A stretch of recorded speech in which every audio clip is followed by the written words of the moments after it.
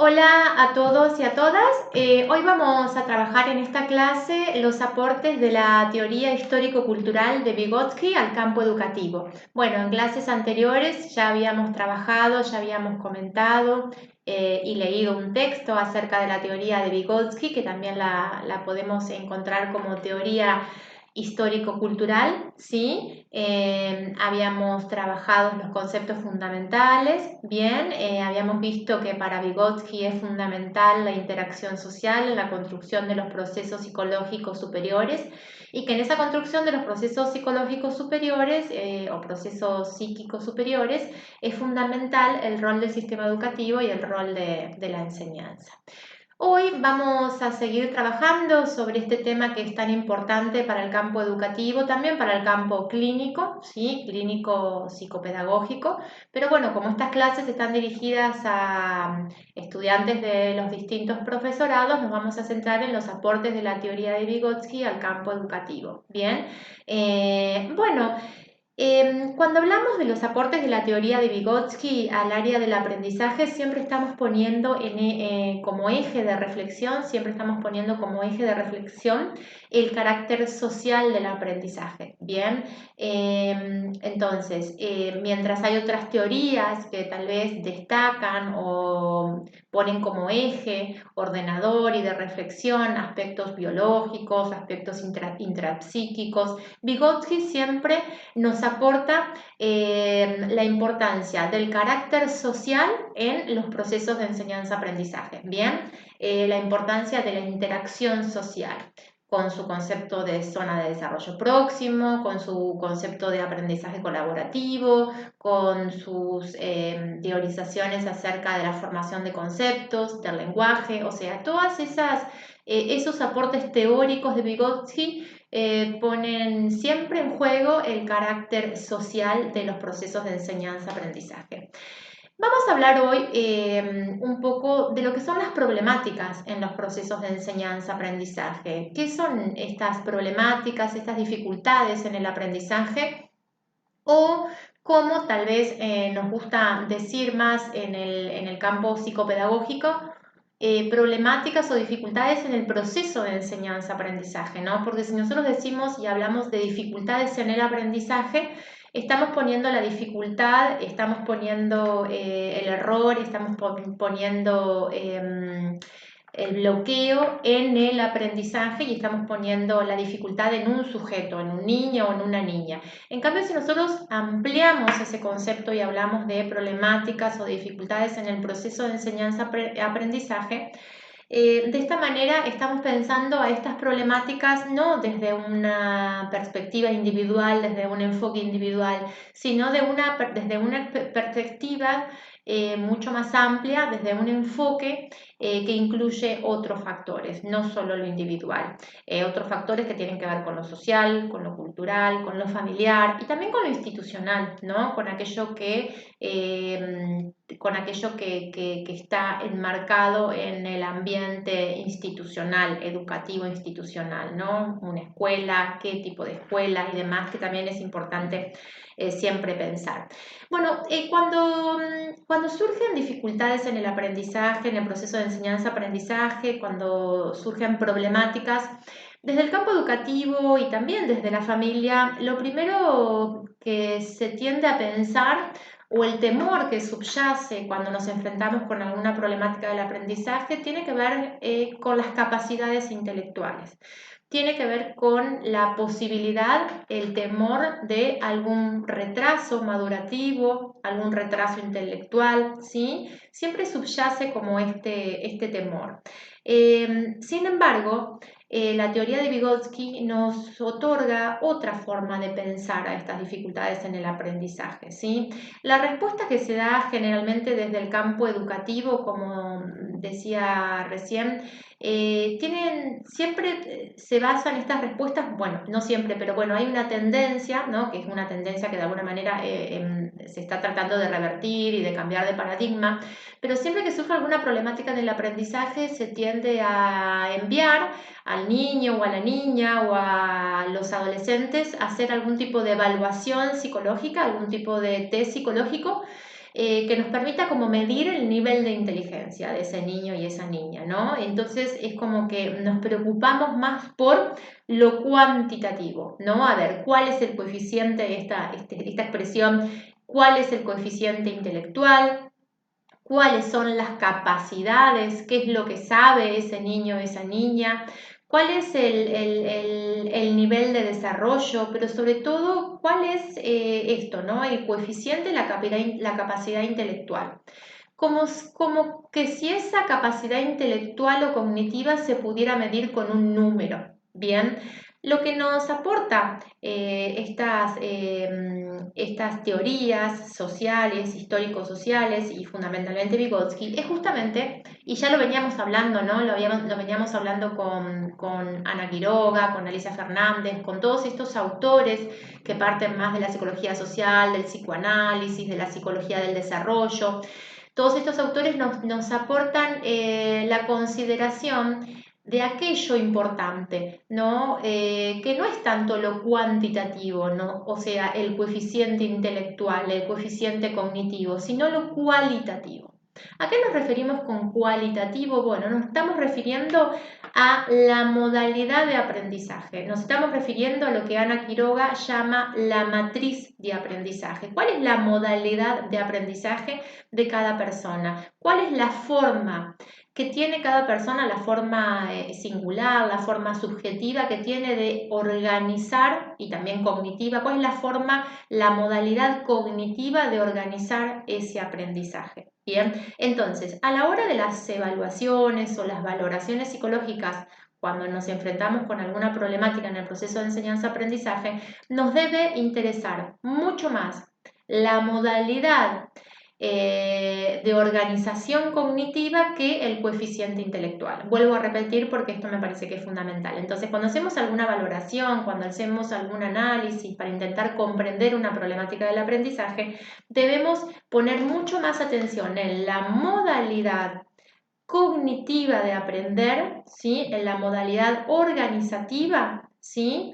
En cómo estos esquemas de conocimiento se organizan para comprender la realidad, que en el coeficiente intelectual, ¿no? Que en el nivel de inteligencia de ese niño.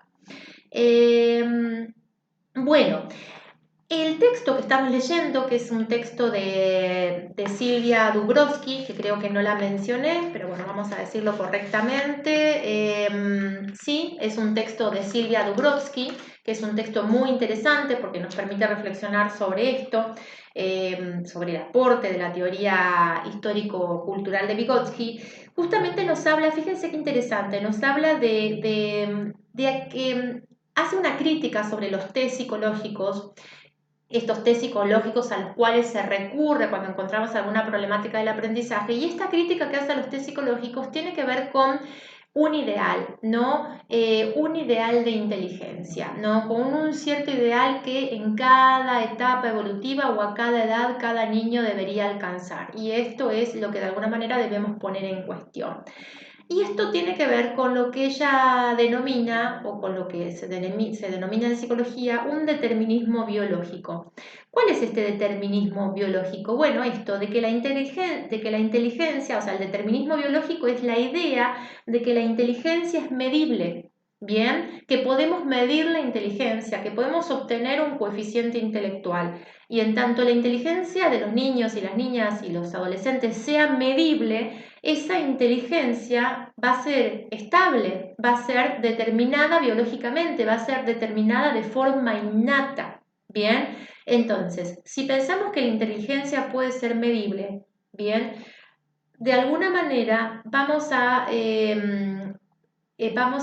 suponer que esa inteligencia medible, al ser innata, al estar genéticamente predispuesta, esa inteligencia es estable. Entonces, el coeficiente intelectual, si lo considero estable, ya no voy a considerar y no voy a brindar posibilidades de reconstrucción, ¿sí? Posibilidades de desarrollo, posibilidades de apertura a esa capacidad cognitiva. ¿Se entiende? O sea, la crítica que de alguna manera hacemos a los test de inteligencias que nos dicen, que nos hablan de un coeficiente intelectual, es justamente que cuando nos arrojan un número o cuando nos arrojan esta posibilidad de medir la inteligencia, también posicionan al niño y a la niña en un lugar que termina siendo estigmatizado, ¿no? En un lugar numérico que parecería que es estable, ¿no? Porque si en un cierto momento de su trayectoria escolar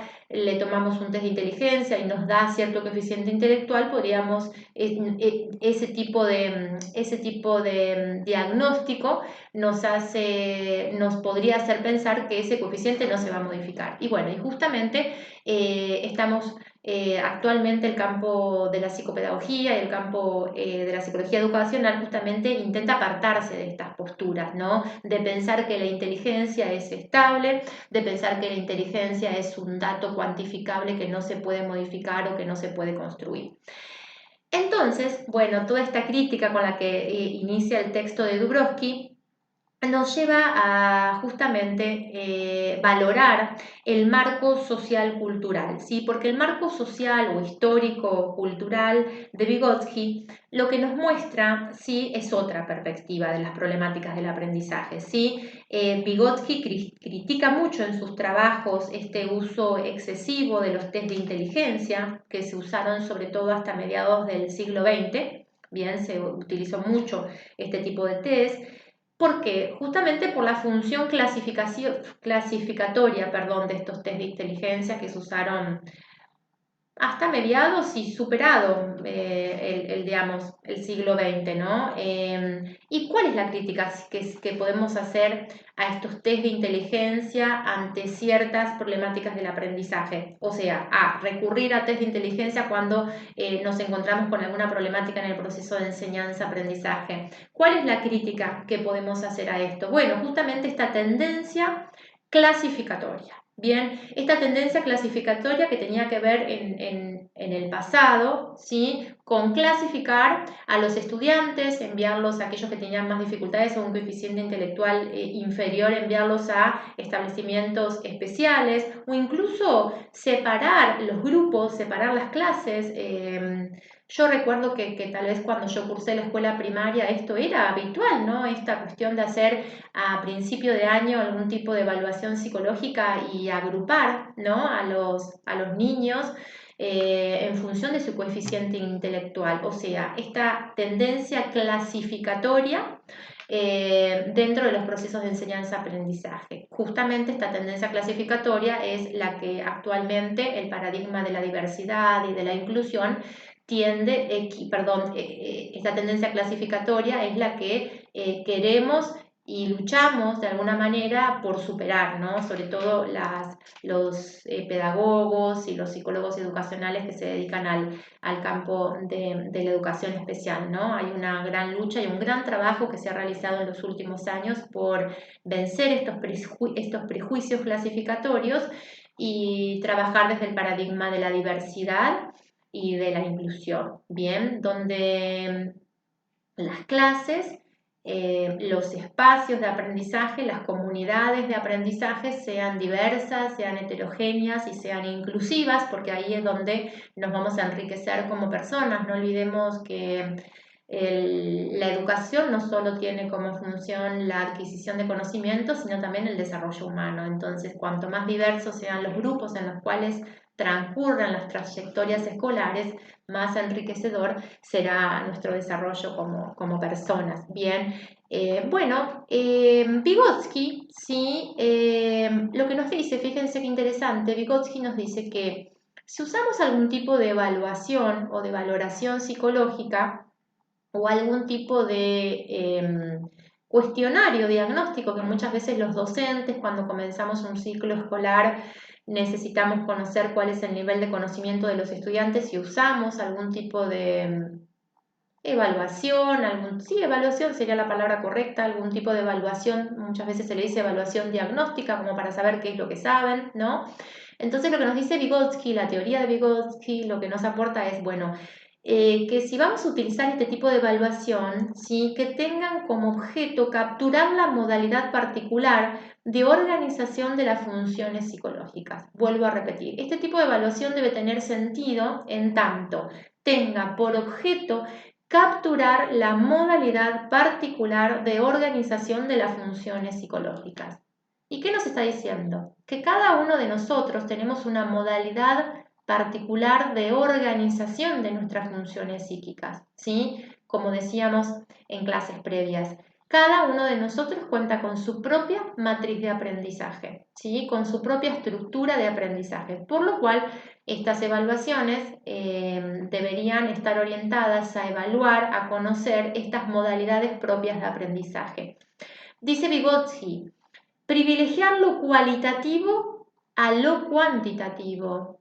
No nos debe importar tanto el coeficiente intelectual de los estudiantes, sino lo cualitativo, o sea, la modalidad, cómo aprende cada uno de los estudiantes.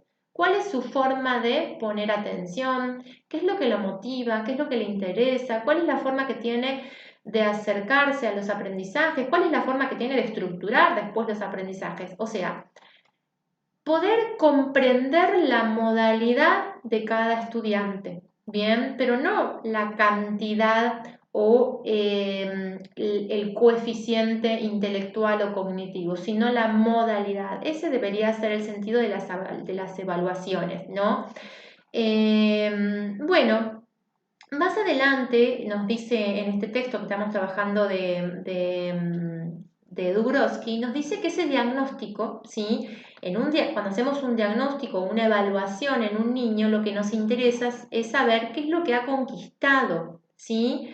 ¿Qué es lo que Vygotsky llama el nivel de desarrollo actual? Bien, este nivel de desarrollo actual es que cuáles son los aprendizajes que ese estudiante ha conquistado. Este es el nivel de desarrollo actual. Entonces, cuando elaboramos algún tipo, cuando realizamos algún tipo de evaluación o tenemos algún tipo de entrevista con estudiantes, con niños, con niñas, con adolescentes, lo que nos debe de alguna manera motivar es conocer su nivel de desarrollo actual, su nivel de conocimientos actuales. Bien. Ahora, cuando encontramos algún tipo de dificultad, bien, cuando encontramos en la práctica clínica o en la práctica pedagógica, que es el caso de ustedes como futuros profesores, cuando encontramos ciertas dificultades, ¿sí? Los estudios lo que nos refieren fundamentalmente que estas dificultades en el aprendizaje o estas dificultades en las problemáticas de enseñanza-aprendizaje tienen mucho más que ver con qué. Tienen mucho más que ver con el tipo de conducta estratégica, ¿sí? Tienen que ver con las dificultades muchas veces para entender la perspectiva del otro, la perspectiva del docente, la perspectiva del compañero. Tienen mucho más que ver con las dificultades para poner atención, con las dificultades en la motivación que con un nivel intelectual bajo o deficiente. ¿Se entiende? Entonces, cuando encontramos problemáticas en el aprendizaje, en los procesos de enseñanza-aprendizaje, lo que nos dicen las investigaciones y lo que yo creo que es importante pensar es que estas dificultades no tienen que ver con el coeficiente intelectual, no es que encontramos un coeficiente intelectual bajo, menor, inferior a la media, aunque lo haya, bien, pero lo que tenemos que estar pensando, lo que tenemos que tratar de registrar, de entender, es otro tipo de dificultades, ¿no? Dificultades en las conductas estratégicas. ¿Qué son las conductas estratégicas? Son mis estrategias cognitivas para comprender la realidad, mis estrategias cognitivas para comprender un problema, ¿bien?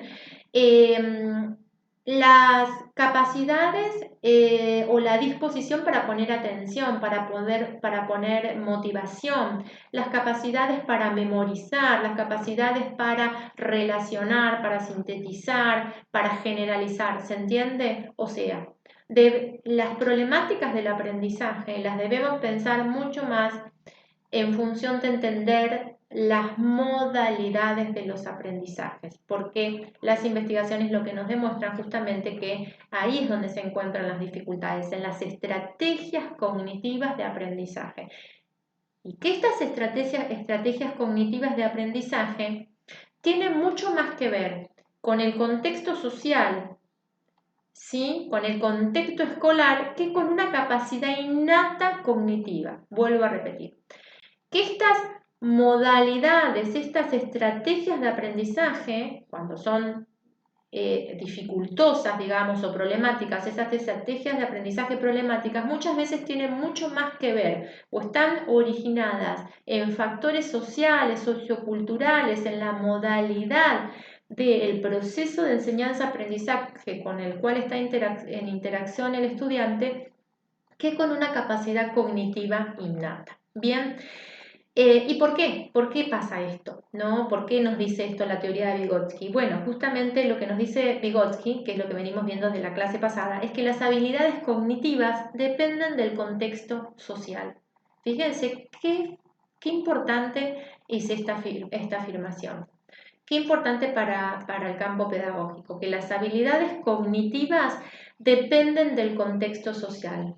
Vygotsky nos enseñó que el desarrollo de la psiquis, ¿sí?, va de la mano, ¿sí?, del desarrollo de la interacción social y que la fuente, el origen del desarrollo de la psiquis o del desarrollo de la inteligencia es la cooperación y la enseñanza. Vuelvo a repetir, Vygotsky nos enseñó que el desarrollo de la inteligencia va de la mano y se origina, ¿sí?, en la cooperación y la enseñanza. ¿Qué es la cooperación? ¿Qué es la enseñanza? Ustedes saben que Vygotsky habla justamente de esto del aprendizaje colaborativo. Bueno, justamente la enseñanza, los sistemas, los contextos de enseñanza es lo que propulsa, lo que impulsa, lo que produce el desarrollo cognitivo y también las funciones psicológicas superiores o complejas. Esto es algo muy importante que yo no sé si lo habíamos visto en la clase anterior, pero lo vamos a desarrollar, a explicar. Vygotsky, a diferencia de Piaget, habíamos dicho que el constructivismo está conformado por diferentes autores y por diferentes teorías, que de alguna manera el padre del constructivismo, el gran aporte teórico al constructivismo, es la teoría genética de Piaget. Pero Piaget pensaba el desarrollo de la inteligencia, lo pensaba más desde el lado del desarrollo de las estructuras cognitivas, ¿sí?, que iban a seguir un desenvolvimiento interno, obviamente que en interacción con el medio, o sea, de la mano de la experiencia con el ambiente físico y social, pero Piaget nos hablaba de un desenvolvimiento interno de las estructuras cognitivas. Bien, por eso, de alguna manera, Piaget elaboró estos diferentes estadios del desarrollo que corresponden a ciertas edades. Bien, Vygotsky toma los conceptos de Piaget, pero también los amplía y nos aporta otra mirada. Y la mirada de Vygotsky tiene que ver con esto, que el desarrollo cognitivo y sobre todo el desarrollo de las funciones psicológicas superiores o funciones psicológicas complejas que tienen que ver con el pensamiento formal y con la abstracción van a depender o van a ser facilitadas, este desarrollo va a ser facilitado, va a ser favorecido, va a ser motivado por el ambiente de enseñanza escolar. Fíjense qué importante. Para Vygotsky, la enseñanza en tanto contextos de enseñanza colaborativo es lo que propicia el desarrollo de las funciones psicológicas superiores. Lo vuelvo a repetir. Para Vygotsky es el ambiente colaborativo de enseñanza lo que propicia, lo que favorece, lo que permite incluso el desarrollo de las funciones psíquicas superiores. Entonces, fíjense la importancia que le da Vygotsky a la enseñanza. Fíjense la importancia que le da esta teoría y que de alguna manera nos enseñó esta teoría, la importancia del sistema educativo, la importancia de que la infancia se encuentre, de que la infancia se incluya en el sistema educativo. ¿Por qué es el sistema educativo? Es la enseñanza en el marco del sistema educativo lo que va a permitir el desarrollo de las funciones psicológicas superiores. Bien. Bueno, ¿qué es esto de las funciones psicológicas superiores? Ya lo habíamos visto en la clase pasada, hablábamos de que las funciones psicológicas superiores tienen que ver con esta capacidad progresiva de las estructuras cognitivas de llegar al pensamiento formal, al pensamiento abstracto. En este sentido, es similar a lo que plantea Piaget, que tiene que ver con la posibilidad de simbolización, ¿sí?, a través de las herramientas que nos brinda el lenguaje. Y el lenguaje es justamente el vehículo de las interacciones socioculturales. Nos dice Vygotsky que hay dos líneas en el desarrollo psicológico del niño. Esto que vamos a ver ahora lo vamos a ver de forma muy sencilla, pero es muy importante cuando abordamos o cuando pensamos las problemáticas en el aprendizaje. ¿Sí? Tenemos dos líneas del desarrollo psicológico en el niño. ¿Sí? ¿Cuáles son estas dos líneas? Bueno, una primera línea que es el proceso de evolución biológica, que tiene que ver, bueno, con la evolución biológica, una línea que tiene que ver con lo madurativo, ¿bien? Con lo madurativo, con lo biológico del cuerpo, el cerebro, las estructuras orgánicas. Por un lado está esa línea, pero esa línea debe ir acompañada, nos dice Vygotsky, por un proceso de desarrollo histórico y cultural de la conducta. Bien, entonces tenemos dos líneas de desarrollo psicológico en el niño. Una línea que es el desarrollo biológico madurativo y otra línea que es el desarrollo histórico y cultural de la conducta. Bien, esta línea del desarrollo histórico y cultural de la conducta, justamente ahí es donde Vygotsky de alguna manera sitúa los procesos psicológicos superiores. Bien, entonces, en el texto, Dubrovsky lo menciona como dos defectos, bien, tal vez en la actualidad esta palabra defecto ya no se usa tanto y nos puede sonar como un poco prejuiciosa o estigmatizante, bien, por ahí mejor que hablemos lo podemos mencionar como problemáticas, entonces nos va a decir Vygotsky que si tenemos dos líneas de desarrollo psicológico vamos a tener entonces la posibilidad de pensar en dos tipos de problemáticas en el aprendizaje, ¿no? Entonces, una problemática que tiene que ver o está directamente relacionada con factores hereditarios o biológicos, ¿bien? Problemáticas relacionadas con factores hereditarios o biológicos. Y otra problemática que se sitúa en el plano de la interacción social, ¿sí? O sea, lo que él llama como problemática, visto como problemática, o sea, la interrupción, el bloqueo o el retraso del desarrollo de las funciones psíquicas superiores debido a factores sociales. Bien, esta segunda problemática tiene que ver con entonces la interrupción, el bloqueo o el retraso del desarrollo de las funciones psíquicas superiores, de las funciones mentales superiores, debido a factores sociales. O sea, cómo los factores sociales, cómo los factores relacionados con la interacción social pueden afectar este proceso evolutivo del desarrollo de las funciones psíquicas superiores. Entonces, fíjense qué importante es pensar en el marco de la teoría de Vygotsky, porque justamente en este aspecto Vygotsky nos dice, tenemos una línea que tiene una línea problemática que tiene que ver con lo biológico, con lo hereditario, con lo genético, pero tenemos otra línea que es mucho más importante y a la que debemos poner mucha más atención, que es una línea o un conjunto de problemáticas que están relacionadas con la interrupción del desarrollo de las funciones psíquicas superiores debido a factores sociales. ¿Cuáles son esos factores sociales? Por ejemplo, la no inclusión en el sistema educativo, ¿no?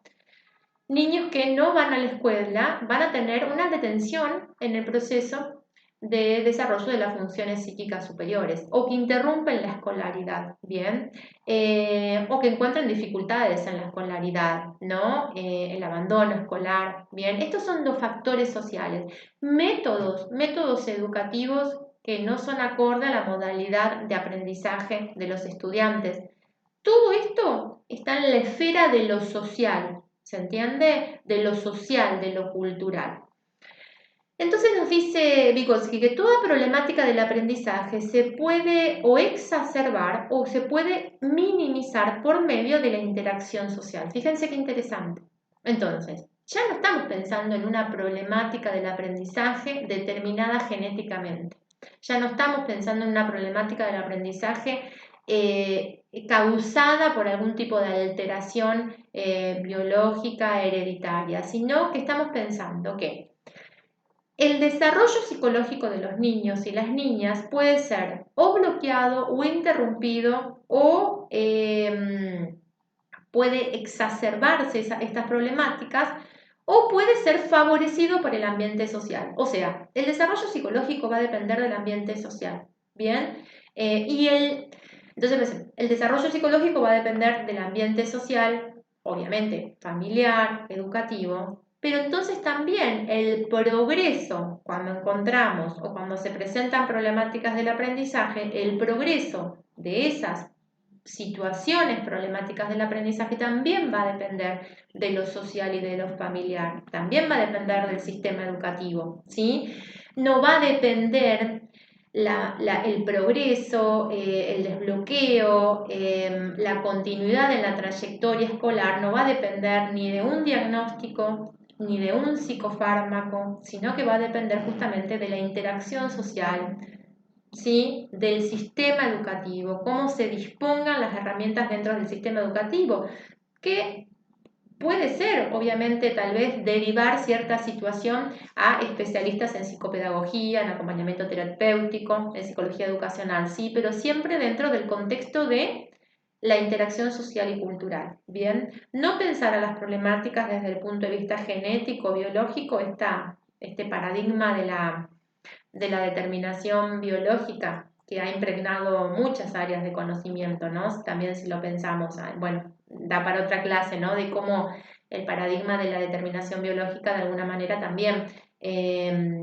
traza diagnósticos y traza, con eso influye en el futuro de los estudiantes, ¿no? Entonces, bueno, si pensamos desde otro paradigma, si pensamos desde el paradigma de la diversidad, del paradigma de la interacción social, del trabajo colaborativo, si pensamos desde el paradigma de la diversidad en las aulas, de la complejidad, bien, ese otro paradigma, este segundo paradigma, que yo creo el paradigma actual y el que a mí me interesa transmitir, este paradigma que de alguna manera Vygotsky comenzó, creo que es un paradigma que nos brinda muchas más posibilidades de progreso, ¿sí? Muchas más posibilidades de enriquecer los procesos de enseñanza-aprendizaje.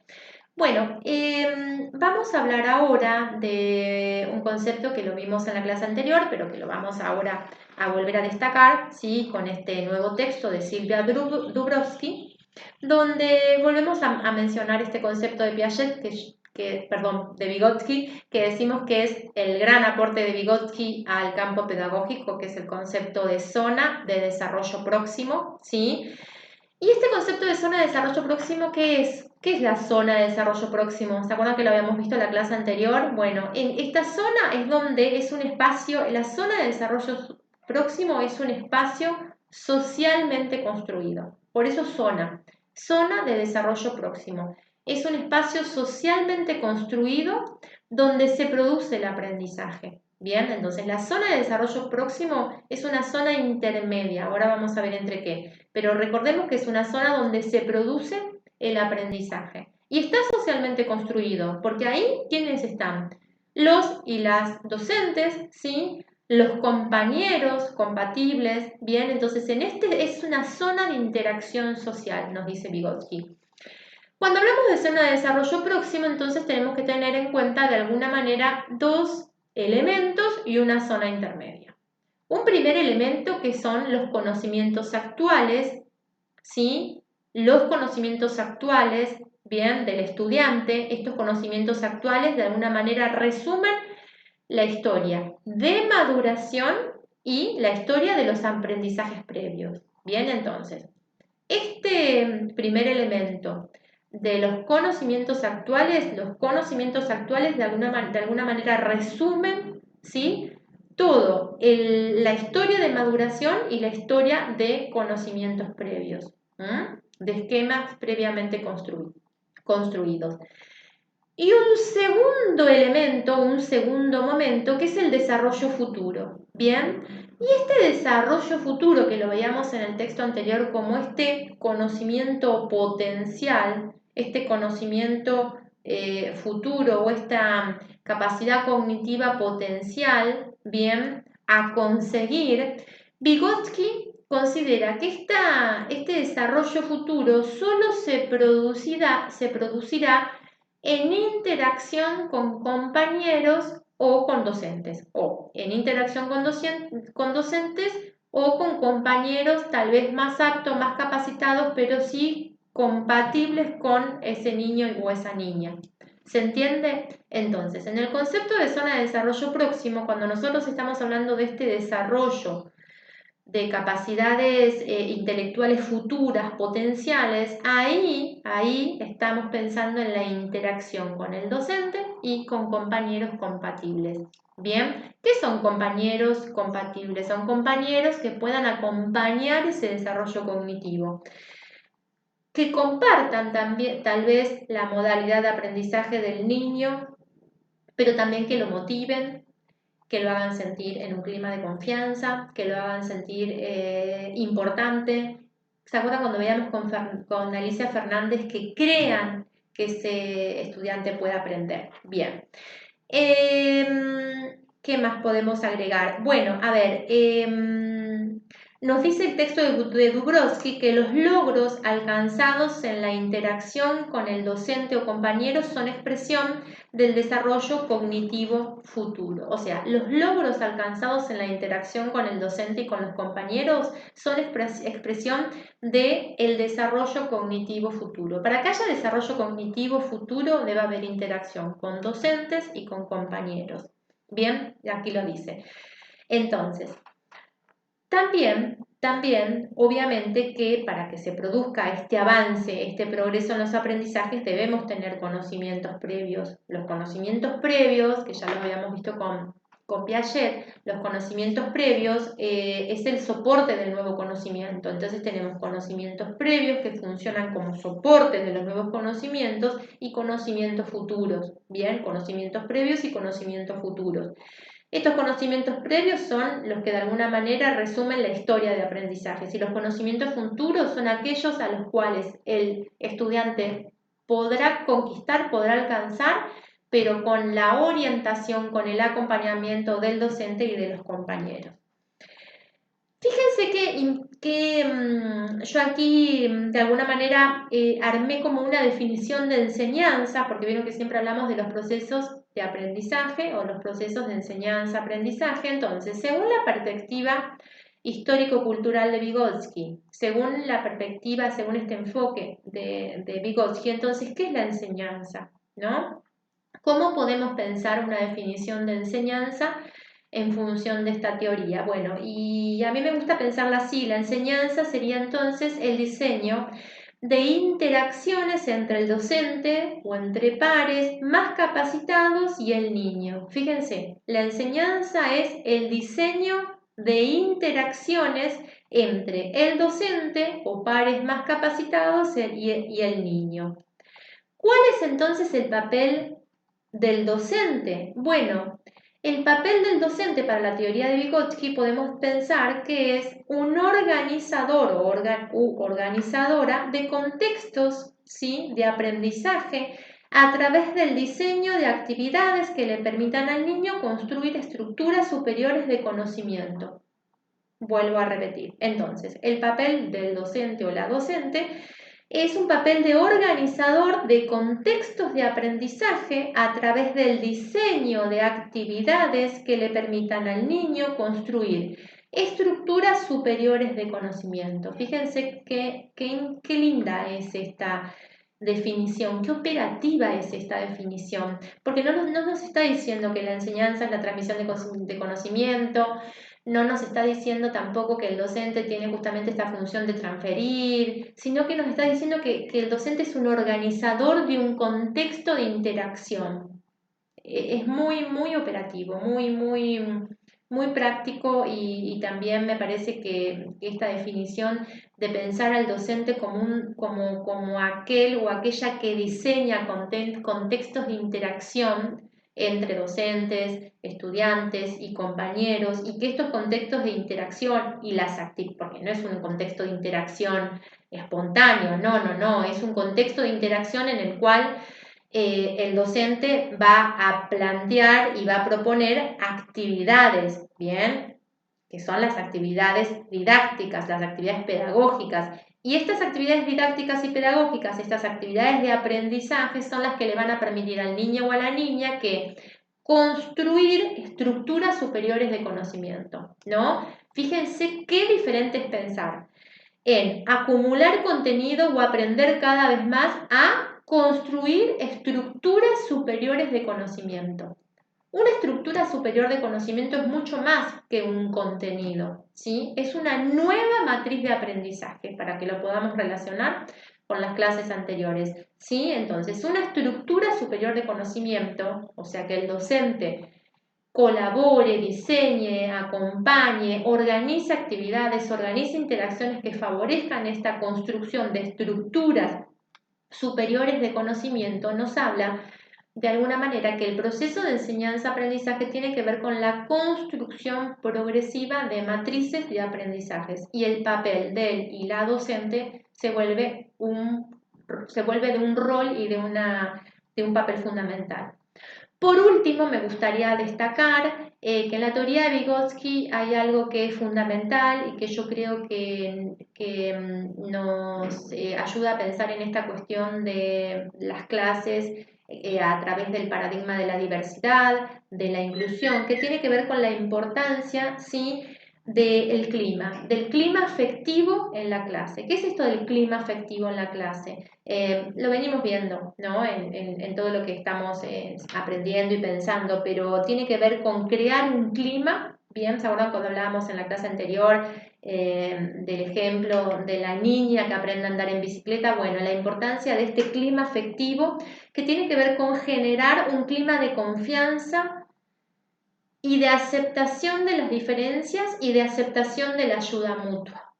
Fíjense, el clima afectivo de una clase, el clima afectivo que propicia la construcción de estructuras superiores o que propicia la construcción de aprendizaje, nos dice Vygotsky, es un clima afectivo que favorece la confianza, que favorece la autoestima, que favorece la apropiación de las capacidades, pero que también favorece el intercambio y la aceptación de diferencias y de apoyo mutuo. Porque esto es el aprendizaje colaborativo y esto es de alguna manera el legado que nos deja Vygotsky, ¿no?, en la pedagogía actual. Por último, si quieren, destacamos del texto ya para finalizar, cuando nos habla porque digamos, cuando hablamos de problemáticas del aprendizaje, de dificultades en el aprendizaje, surge este concepto de educación especial. Me gustaría mencionar, por ejemplo, lo que dice Vygotsky. Obviamente que si a ustedes les interesa deben ampliar en la bibliografía y seguir investigando este tema fascinante. Pero Vygotsky habla de educación especial y se refiere a la tarea de proporcionar al niño aquellas mediaciones, signos, símbolos, instrumentos capaces de favorecer el desarrollo. Bien, o sea, la educación especial tiene que ver con una tarea de proporcionar, mediaciones, signos, símbolos, instrumentos capaces de favorecer el desarrollo. Entonces yo diría que la educación siempre debe ser especial, ¿sí? Porque siempre debemos estar orientados a construir estas mediaciones que favorezcan el desarrollo de los estudiantes. Bueno, con esto me despido y esta es la última clase sobre los conceptos de Vygotsky que son de tanta utilidad al campo de la pedagogía. Bueno, me despido de todos y de todas.